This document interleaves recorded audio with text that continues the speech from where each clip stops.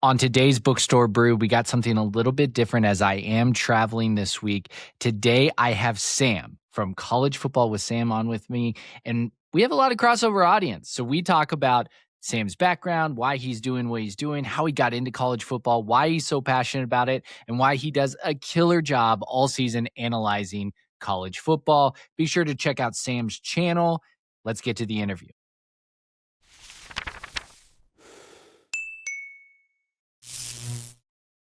I am joined by Sam. College Football with Sam. Sam, did I tell you when we did the draft, we put people's names by their picture on the graphics and stuff like that.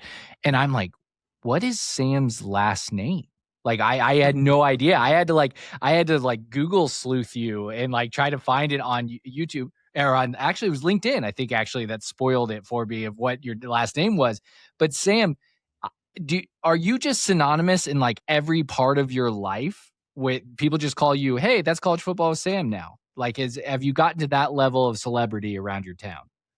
Not really, no, but there are some people who will actually call me by that, and I think it's pretty funny.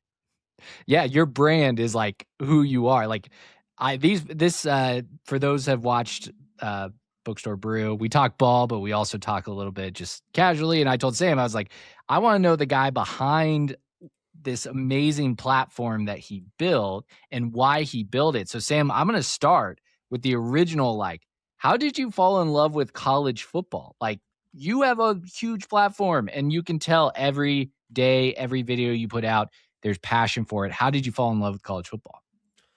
Well, I think over 2019, I was talking with some friends of mine in a class about it, and they were really interested in it. So to make friends, I wanted to talk with them about it. And for my entire life, I'd been a Michigan fan kind of casually, but I hadn't watched it a whole lot. So in 2019, I started paying attention a good bit. And then in 2020, I really started to like it and watch it. And through all of that, that's kind of how I arrived at the point that I am now. I guess is that's how I would put it. So what was like gateway drug into it? Like what got you while there you met friends and you wanted to talk about it? Like where did you go? Did you watch old games? Because you were on that villains draft and you have a wide knowledge of past things before 2019. So you clearly have done your research not only in the here and the now, which listeners of your show will know that you know, but also the past. And starting a little bit later in terms of college football history, where did you go find more information and dig into it? Well, a huge part of it was the 2001 Miami Hurricanes. I watched a lot of their highlights and I was just so impressed by how dominant and fast and strong they were. And Yeah. it was really entertaining watching their highlights where they picked apart Florida State and Washington and Nebraska like it was nothing. And to on top of that see what Nick Saban did at Alabama and that 2019 LSU team, which that was really probably the first team that I like somewhat followed on a consistent basis, was just amazing. It's a sport with a lot of obviously physicality to it and obviously tactics and knowledge, but it I don't know. It's just there's something about it that is unique and Yeah. special, and I really enjoyed it. Yeah, and what I think is unique about your story, and we've had this when you interviewed Tim and I, you were kind of asking us about the NFL because you really stick when you talk football, you're just pretty much in college football, right? You don't consume a lot of NFL stuff. No, although I'm trying to consume more of it now. Like the NFL is interesting. I just want to better Mhm. understand it before I even think about covering it. And it does make it easier. I've found this as I've started to create content around college football is like NFL, like these preseason games are a little more fascinating because I know guys that are playing as the third and fourth string because they were usually pretty good in college, and so I know them from that. And so it does actually enhance your NFL watching experience. And I'm sure you're finding that as you've been breaking down these rosters and coaching staffs, because you grade a lot of coaching staffs. And some of those guys, like Chandler Whitmer, the quarterback coach for Indiana, ended up going to Tampa Bay. Like, you even know coaches. Yes. Yeah, that Yeah. having an in-depth knowledge of college certainly helps because they all go off to the NFL. So I didn't grow up with a college football in my hand. I actually I like grew up with like a basketball. Like, I was a college basketball family. Those have listened to this show before know I actually grew up a Kentucky fan, which my 8-year-old self would look at this red that I have on and just be disgusted with myself. But I grew up that way. And I think when I got to ask you is, like you said, you were a Michigan fan, but it wasn't really until 2019 that you really started diving in. Like, there's childhood fandom of things, and then when you start to actually understand the complete sport. I live in Ann Arbor, Michigan. I know Michigan's fans' perception, especially those that are on, like, not bandwagon, but just more casual than the diehards here, that think Michigan is the end all be all and greatest program of all. We had the most wins of all time, so we're the greatest program of all time. That's like, it's up here. Did your perception of Michigan, and as a fan, which a lot of people don't even realize you're a Michigan fan because you do a good job staying neutral. Like, did it change when you were like all of a sudden got more into the sport, doing more research, that you had a different perception of Michigan after that? Yeah, and I would say the best way to visualize this is the channel. So this channel has multiple chapters, obviously. The part where I didn't show my face and I covered the sport without showing my face, and then really 2024 to present day when I started using my face in Oh, every wow. video or most videos. So it did change. It did. Um, in covering the sport, you know, with Michigan, because my parents were state fans. Like, I didn't Yeah. hear a lot of the Michigan is like the best, and because I grew up during, pretty much the Rich Rod and Brady Hoke era, I pretty Yeah, that's much true. always got to see or hear of my team losing. So on top of that, I'm a natural pessimist. So when it comes Mm, to Michigan, I try to remind myself to somewhat expect disappointment, just given the recent history. I would say that in covering the sport more, I got a more broad view, especially since when I started really covering things and making consistent content, it was 2021. So at the start of 2021, I thought that Michigan bringing back Harbaugh was a mistake. Obviously, that season changed my mind. And then I got to see 2022 and 2023, which might be the two best Michigan teams of the 21st century, back to back. And then I saw like post Harbaugh and the disaster that was Sharon Moore. And now I'm at a standpoint where I can I think, easily separate the Michigan fan from the analyst more so than ever before. When I'm wearing this and appearing on shows, I'm really just a fan of good, dominant football in a lot of ways. Um, it's been interesting because Michigan fans in my comment sections and in viewing my stuff, it's been a very up and down relationship. When I'm on with them, they really like it. But the minute I'm even a little bit critical, there is this like strong dislike, I would say. yeah. Um, I personally, and you wouldn't get this from me on my stuff. I expect Michigan, after watching college football and covering it for several years, and I would say in depth for especially the past one or two, where I was making more videos than ever before. Michigan, I expect to be basically in Ohio State or Alabama. And while that is unrealistic in part, I certainly think that they could do a lot better than they have done, and that they could do a lot better than their rival fans say they're capable of, which is like Mhm. convenient. Like, of course, Purdue's athletic director says that Indiana isn't the place to go. Like, of course, you want your rival to suck if your goal is for your team to have the easiest possible path to success, which Yeah. Everyone wants the easiest possible path to success. So there you go. But Michigan just keeps shooting itself in the foot. So honestly, like, yes, I'm a super Michigan fan, but you know, it wouldn't be fair to people to be unobjective when covering the sport. Well, I think I mean, obviously we are in fan centric what we do at Kirkwood and Dunn. We are talking to Indiana fans and Big Ten fans as a whole for the most part. Kind of that's where we go at in our perspective because our whole niche is, hey, we're sitting at a bar and we will say outlandish things and stuff like that at a bar. So we might as well put a microphone in front of us and see if people find it entertainment. Like we don't claim to be journalists or unbiased. But I will say you hit on something that I kind of want to ask you about is especially right now with Indiana, and I've talked about it when I go on opposing podcasts, not my own podcast. So I'm doing it for the first time here, but they might as well just go crazy. Uh, it's really hard to be negative about Indiana right now. Now, it's true that there's not a lot to be negative about, but to your point, Indiana fans very much want the glaze over their team constantly at the moment. And if you say anything that could be perceived as negative, it is immediately shot down in the comments. People get mad, like those type of things.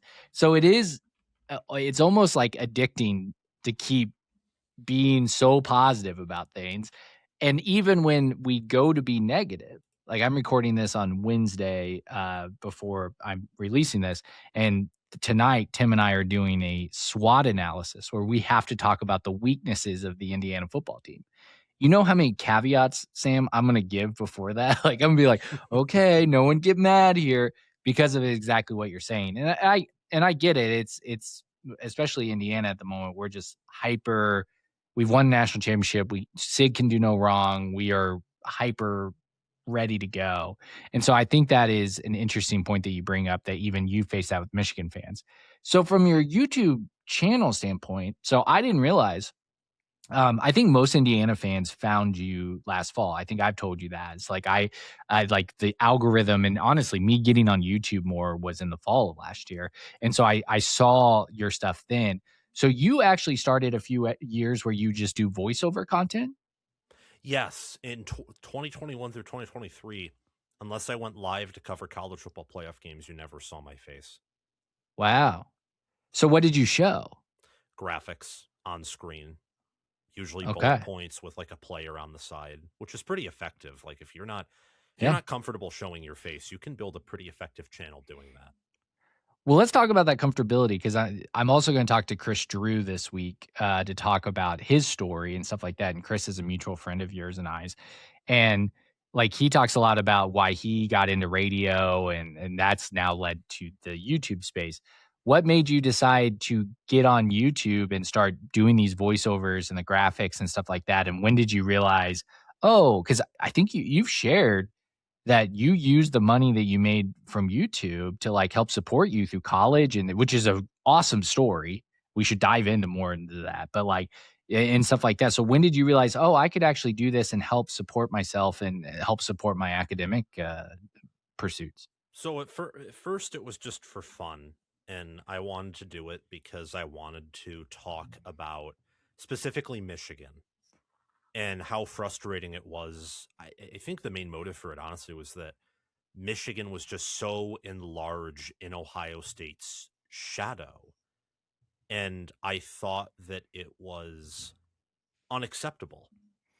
And, there may have been a little bit of a personal element to it where in high school, I was a pretty, like, not from height, I've always been pretty tall, but I was a pretty, like, small guy. Went to a private school and then a charter school. So I was probably on average like lower income, middle income in both of those schools, Yeah. or at least with the people I hung out with.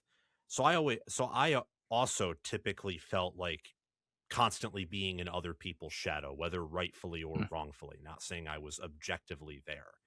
So it was frustrating watching my favorite team, who I know is not 6 or 7 or 8 or 9 games worse than Ohio State, mhm. honestly look like that in 2020 in comparison. Yeah. So that was a huge motivator.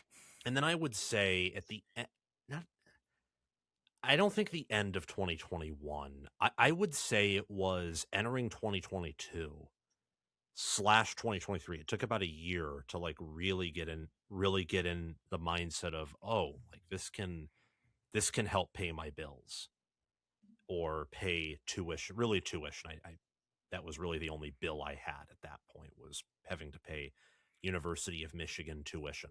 So Which is quite a bit. yes, it is. Even in state, and even though I wasn't living there, so I wasn't paying for room Yeah. and board, it was quite a bit. So yeah, and I would say it's really been this past season and 2025 where I started really scaling things and treating this like an actual business.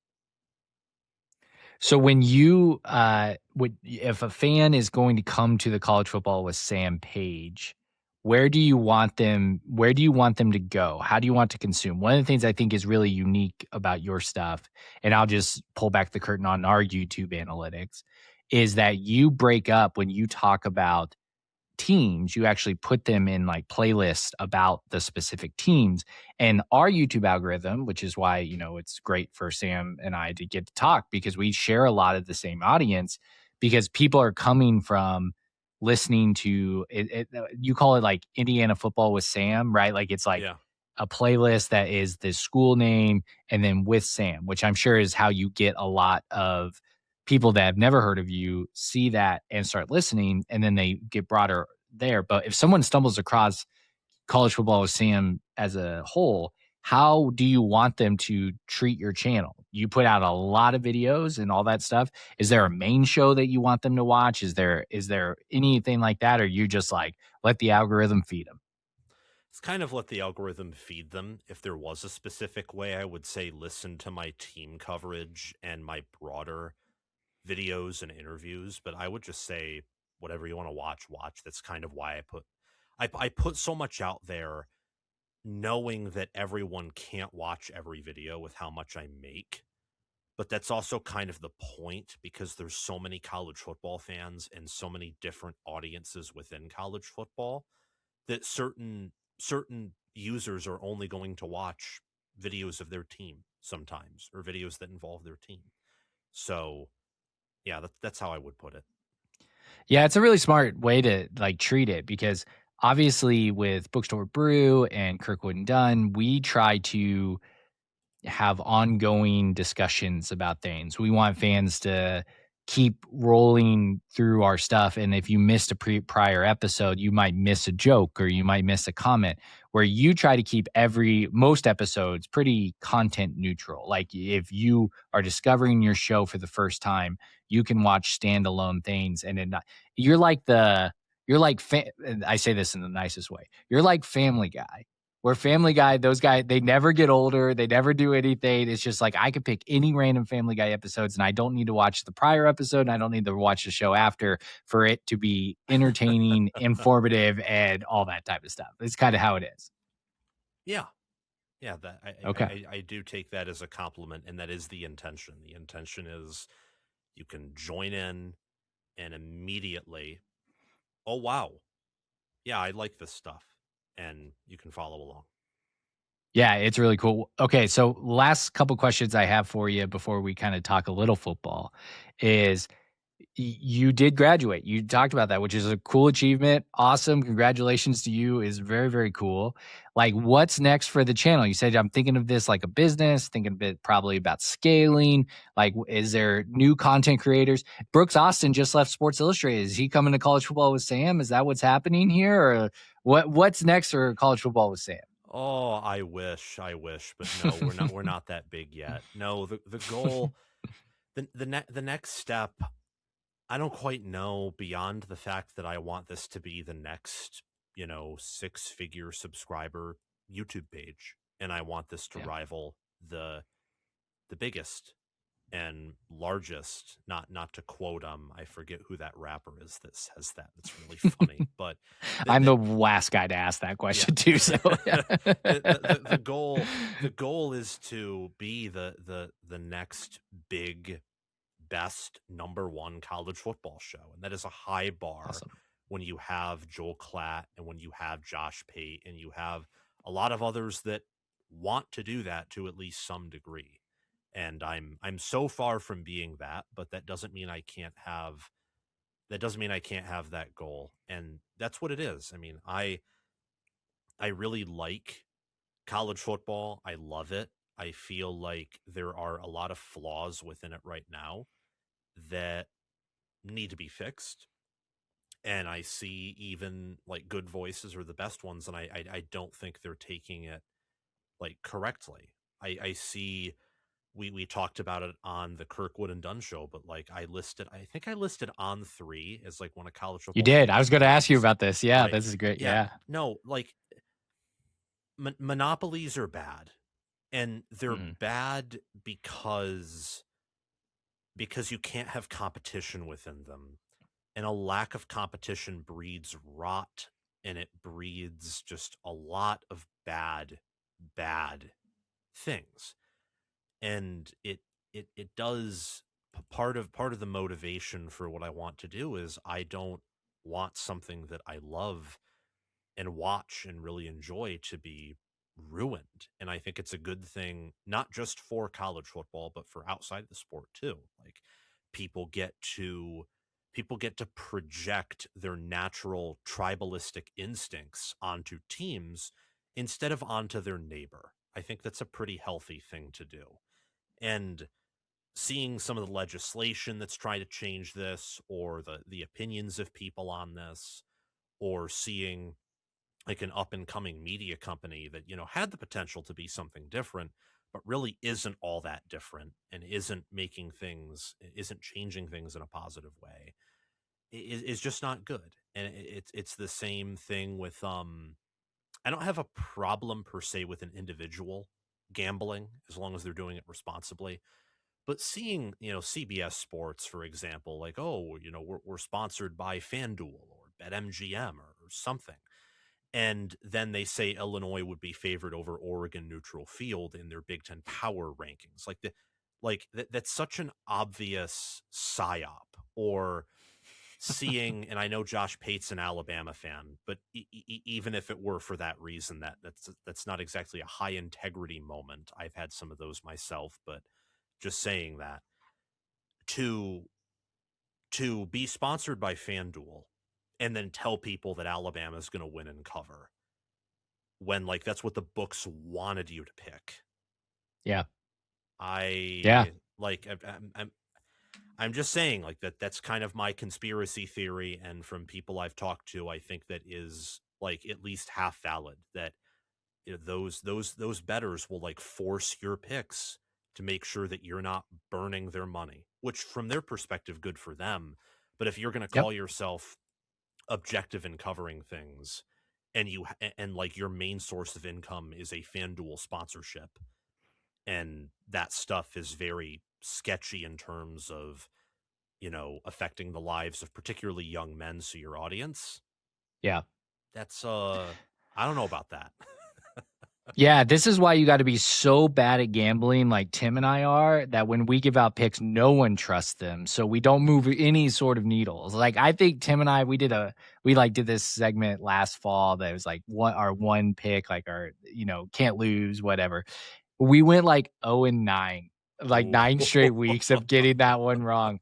It was actually impressive how bad we were, so we will give out, picks and stuff, but we will never advise you to follow us. We are not an expert in that. Sam, okay, let's talk ball here in the last few minutes. I try to keep these a little bit shorter so people can consume them in the morning when they're enjoying their coffee is the idea.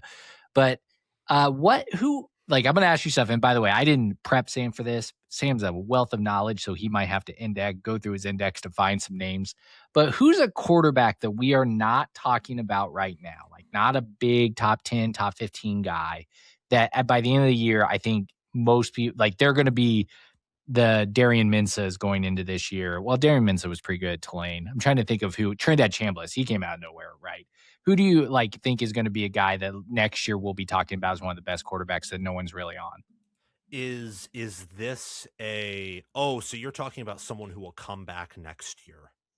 Yeah, so it can't be a senior, or someone you think that would have a big year and then leave, like Mestamaker or somebody like that. Okay, so just to like really think about this, just peeling and pining through. I think there are a few names. I think that Okay. Jaron Kiwa Sagapola Tele from Cal is certainly up Yep, there. he's a stud. Um, I think that that's someone who could be a top 10 QB by the end of the year, top 15 QB, and he could stay. He could also leave.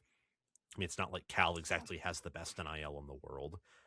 Um, you could be looking at Keelan Russell from Alabama. I have him as a Mhm. top 15 quarterback already. I just have that much faith in him and the staff surrounding him. It's the same with Camario Taylor from Mississippi State. And I saved this one for last because people will say, "Well, you're only saying this because you're a Michigan fan." But no, it's Bryce Underwood. Like Okay. he had, actually very similar to JKS. Like no coaching, like literally no coaching. Coach got fired after the end of the year, and I haven't watched Underwood or JKS enough to say which one is better. I haven't. JKS certainly doesn't talk as much and is probably more likable, but that doesn't necessarily mean he's better. Um, I my circle's like very Michigan fan, Ohio State fan, Indiana fan. And Mhm. since Michigan can't help itself but be so arrogant, pretty much everyone who isn't a Michigan fan in the circle I talk to says Michigan. Like they try to put down Michigan as much as possible because they're either an open fan of a Michigan opponent or they just don't like them because Michigan honestly has not been likable at all for most of my life and especially recently Yeah. where like they that report where they knew about the sign stealing and didn't do anything about it when if they just like turned it over the minute they discovered it they also would have gotten off easy, probably even easier. It's so cancerous, like the idea.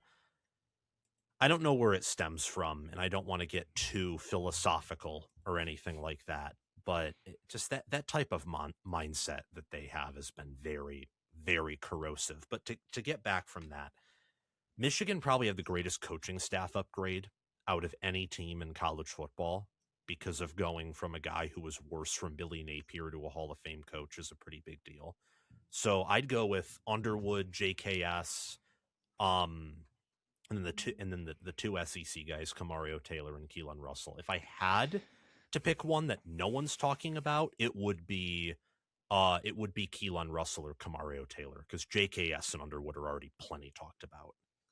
Yeah, Kamara Taylor really has come out of nowhere for me. I started hearing Brandon Walker, who does he's a Mississippi State fan, started mentioning him, and Tom Fornelli and him were talking about it. And I started researching, and I was like, oh, yeah, he's pretty good. So obviously, don't keep up with a lot. I don't keep up with a lot of Mississippi State stuff. So it's good to hear that you're giving him you should check this guy out kind of approval. Okay, I'm gonna ask this in this way because I think I know your answer if I only asked you to do one, okay? But we don't have that many active head coaches who have won a national championship Yeah. because we've had retirements and then people doubled up on some national titles and stuff like that. I'm pretty sure I know if I ask who's the next one to win one, they're first because you can never win it until you do, right? Yep. And so like who's that? So I'm going to ask you to name who's going to win it next and then who will be the next guy to win it because I think for sure I know who your first one is.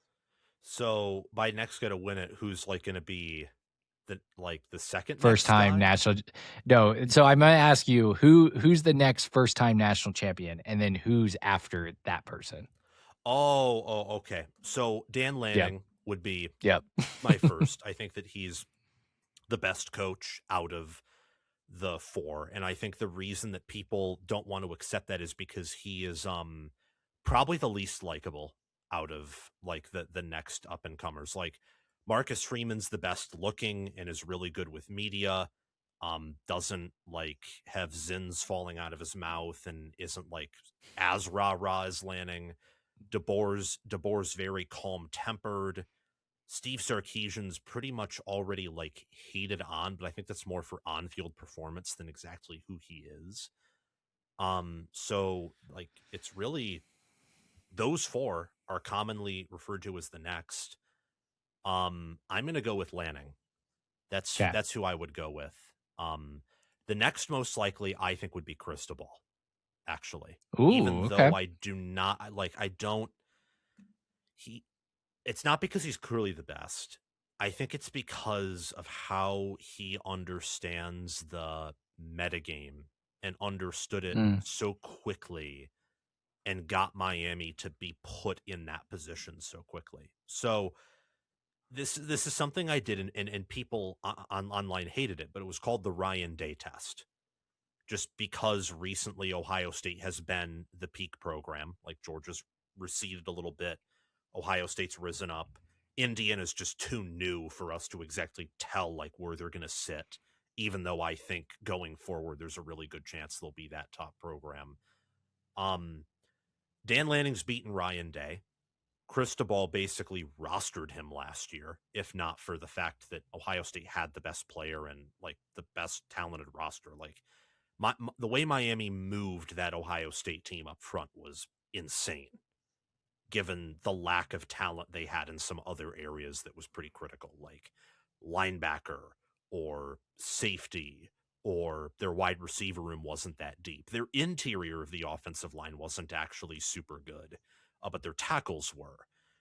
And the tackles and the defensive line and parts of the secondary and occasionally Beck and definitely Malachi Tony and Mark Fletcher like hit all that stuff. And that's kind of like in part my barometer for these new coaches is like, how do you do against the top three coaches when they're at their peak? So Freeman's beaten Signetti and he's beaten Kirby Smart, which is like props to him. Sarkisian, like the reason I have him at the bottom is because he hasn't really beaten any of them. Lanning has beaten Day, and he beat the best team that any of those four coaches beat because 2024 Ohio State was insane. Mm-hmm. And DeBoer does well against Kirby Smart. Cristobal's beaten Day now twice, actually, at two different schools, and beat Marcus Freeman head to head last year. So it's complicated. It's not exactly simple. Sorry if I've been dragging this out pretty long, but I would go with Lanning. And then next up, it would be Cristobal. And if I really had to drag this out, I'd say after that, it's probably Freeman at third. But they're all so close together, like it so close. Okay, so you should check out College Football with Sam. I'm going to ask Sam a question that might make you all mad. So jump in the comments, comment below. But Sam, if there is one thing that you'd identify that could hold Indiana back from repeating, not going 16-0, because I am not big on the whole, you should not set an expectation for your team to go 16-0 in the modern era. I'm just not, it's so hard to do. But repeating a national championship, what do you think this year is the one thing that they got to overcome? You want to rapid fire and then talk about it a little bit? Yeah, that's totally fine. Okay, so O-line depth, QB play, tight end play. Okay. Okay. So I will ask. So everyone in the comments, tell Sam he's wrong. No, I'm just kidding. It helps engagement though, if you want to do that. The what team I think there's only two teams in the country that actually don't have O-line depth issues. Yeah, but like Indiana's is pretty like It thin. is pretty Like thin. Indiana's starting five in terms of what I would want out of an O-line would probably be my preferred because they're so good at run Yeah. blocking. But they only have like 13 offensive linemen on their roster. Like, yeah, Mm-hmm. Ohio State's O-line, even probably even Texas's. Like Georgia and Notre Dame are the only teams who I do not think have O-line depth issues. Like Georgia's is technically young, and for example, Ohio State and Texas technically have more experience on those lines than Georgia and Notre Dame do. but I don't trust them as much. Yeah, I with was gonna say O-line. they weren't that good. No, So, Texas was bad, and Ohio State couldn't run block to save their life in key situations, and that's a red flag with the talent that each of them had.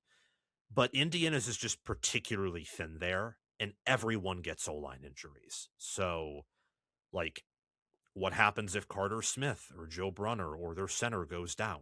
Like, yep. That's key. Yeah, and Indiana, a lot of people, like, especially when they bring up the SEC scheduling, it's like it's a grueling thing. They like discredit the number of injuries had, but like Drew Evans missed time last year. Obviously, we had the 2 defensive line injuries. Elijah Surratt missed a lot of time last year, which I think was actually kind of a blessing because it allowed Charlie Becker to emerge, and he was one of the biggest X factor. But injuries do happen, and it happened in Indiana last year. And the offensive line, Sam's right. Like, if you listen to Kirkwood and Dunn or Bookstore Brew, the thing that we say is, well, you got to develop some young guys, because if I'm predicting 2027 Indiana, the number one thing is not O-line depth. It's the whole offensive line is a question mark, because they have a lot of experience with 4 of the 5 guys that will not be here the next year, unless, of course, the NCAA allows 10 more years of eligibility, or the courts allow 10 more years of eligibility. But yeah, no, Sam's exactly right. All right, I'm gonna wrap this up. In the comments, let us know your thoughts on Sam's just old take, his story. Please thank Sam for coming. The Bookstore Brew community is active in the comments because we do some fan reading and like reacting to what people say. So when I get back next week, we're going to look at all these comments and see what you guys said about Sam's interview.